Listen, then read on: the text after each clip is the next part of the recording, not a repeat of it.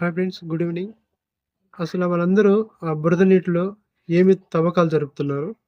ఆ మట్టంతా, ఆ బురదంతా గూడా ఒక సంచిలో నింపుకొని, సంచులు నింపి బస్తాలన్నిటిని, ఆ బ్యాగ్స్ ఏవైతే ఉన్నాయో అన్నీ గూడా ఒక మిషన్‌లో వేస్తున్నారు. అదేమో జల్లెడ పడుతుంది. అసలు ఇంతకీ దాంట్లో ఏముంది? అసలు దేనివల్ల అలా చేస్తున్నారు? అలా చేయటం వల్ల వాళ్ళకొచ్చిన లాభం ఏంటి? దాంట్లో దాగి ఉన్న రహస్యం ఏంటి? ఈ విషయాలన్నీ గూడా మీకు వివరించి చెప్పేదానికంటే గూడా మీరు వీడియో చూస్తే మీకు అర్థమవుతుంది. చూసి కింద కామెంట్‌లో తెలియజేయండి.